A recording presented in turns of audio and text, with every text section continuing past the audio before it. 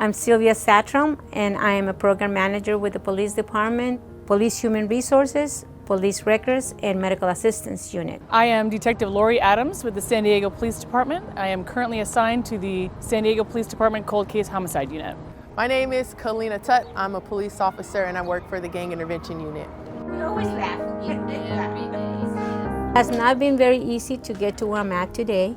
It's been a lot of hard work. I got married very young. I got married at 15, and by the age of 21, I had already had 3 kids. I worked part-time for most of the time until my youngest kid was like 14 years old, so that I can look after them and be able to work and go to school.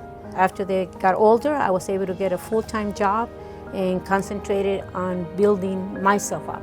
My supervisor at the time, Margaret Mendez, encouraged me to go back to school. And ever since, I've been in Police Human Resources and have moved up the ladder to what my position is today. I've been with Police Department close to 15 years. I've been working for San Diego PD for 8 years. I have been in law enforcement for 26 years, all of which have been here in San Diego on the San Diego Police Department. I've known Lori for a long time. I worked with her in backgrounds and recruiting when she was there.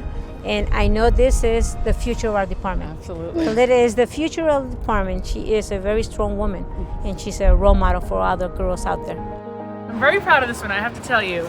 I met her before she was a cop. She did basketball, recruiting, college. That's crazy. And then I was sitting, I was teaching at the academy, and I'm sitting there, I'm looking at her, I'm like, gosh, she looks so familiar. And she stood up, I go, oh my God, that's KT. She's like, no one calls me KT. I was like, you play basketball. That's right. Yeah? That's exactly right. When you play on such a competitive team as the Aztecs, you learn how to deal with so many different personalities. And you learn that most of the time it's not personal and it has a lot to do with the other person and not you. So I can be a chameleon in any environment and be able to absorb what someone's telling me without getting my feelings hurt. So I think everybody should play on some type of team because it actually helps you with communication. In order for you to create that communication with a suspect, you have to have that ability to connect with them on some level. And I think women do that naturally, and I think we do it every day in our lives. I hear a lot that women are interested in doing law enforcement, but I think they have a misconception about what it is. Honestly, our job today is very cerebral. It's not just going out there and being aggressive. So I get to work with genealogists. I get to work with the district attorney's office, the FBI, NCIS. They are helping us solve cases that previously were not solvable.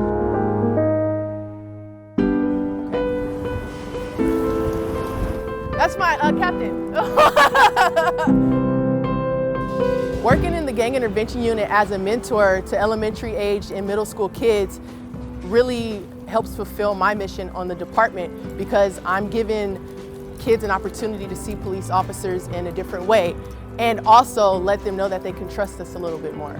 On a day-by-day basis, it kind of varies what my workday looks like, but for the most part, I'm out of uniform and I show up to a various middle school or elementary school and I mentor kids on campus as well as play sports with them.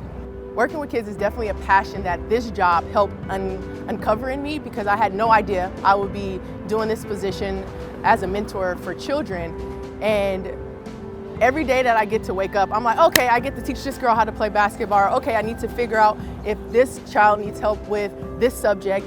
And it's just so cool to, break down the stereotype of police officers are rigid, they're not approachable, and have these kids running up to me in uniform, out of uniform, like, Officer KT! And I'm like, wow, they're recognizing me out of uniform as Officer KT, so there goes my disguise, So it's awesome though to build that trust with kids and see them grow into little people and having their independence and giving them seeds of positivity to grow from.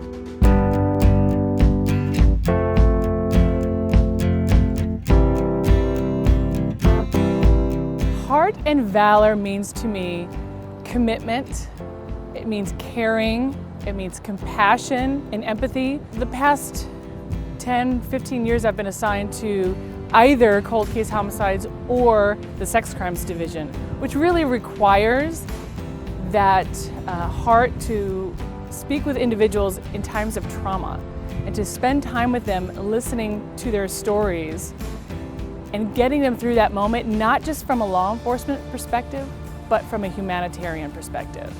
Many of these individuals going through these incidences are going through some of the most difficult times in their life. The picture of a police officer was always a male.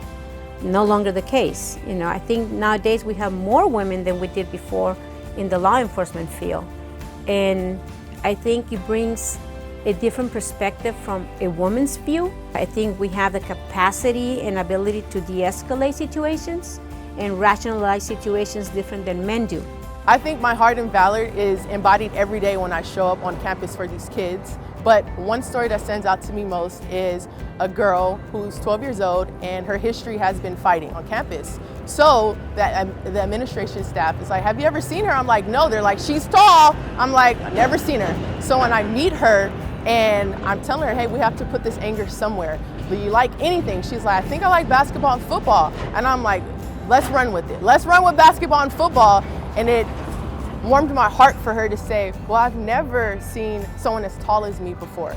So we made that connection and we're starting to put that misplaced anger into something that's more beneficial. Sometimes just sitting with people, listening to their stories, listening to what they experienced is what they need. And giving them that opportunity to get through that struggle and get through that time, simply by listening to them. I've received so many hugs after an interview. I think it's very important to have women in police work because we come in with a softer energy that sometimes get a better response than going big.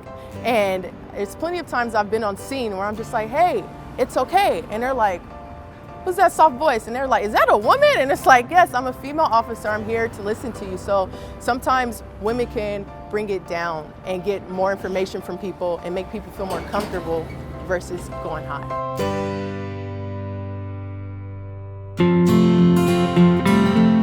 One of the people who have inspired me, of course, is my mom. She is a registered nurse, and she was a registered nurse in New York. And growing up, I had the opportunity to watch her work hard every day, get up, work long hours, and come home and still be a phenomenal mother. It's how I try to mother my own daughters today, try to be that role model for them and be inspiring for them so they understand that there really is no limit to what they can do. They're both in college, and I have been blessed with them in my life and have been able to watch them grow from young girls into beautiful young women who are strong and independent and really are the future of this country. And I'm very excited to have that opportunity to be their mom. I would definitely have to give a shout out to my mom because when I brought to the table that I think I want to be a police officer, she said, why are you thinking? Just do it. Just do it.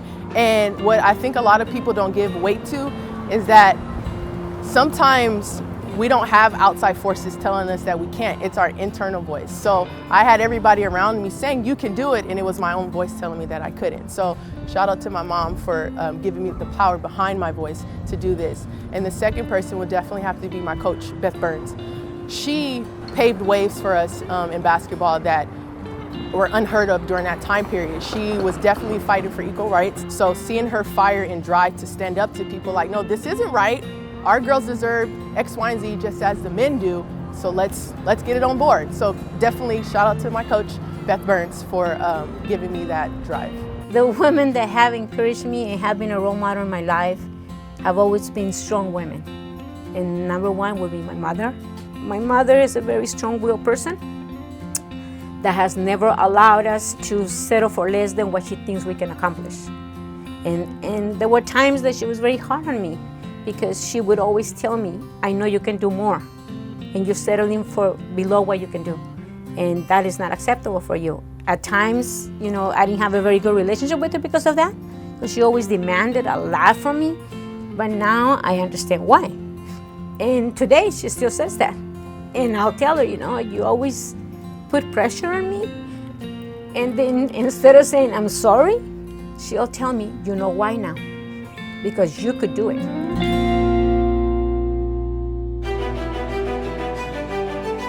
It's not uncommon for somebody to ask me if I tell them I'm a police officer and I'm in civilian clothes, and they'll ask me, oh, are you a dispatcher? No, I'm not a dispatcher. Oh, are you a secretary? No. And they can't figure out what I do for a living. And when I tell them I'm a detective, it takes them a moment to register. Really? I mean, you go out and arrest people? Yeah, I'll go out and arrest people.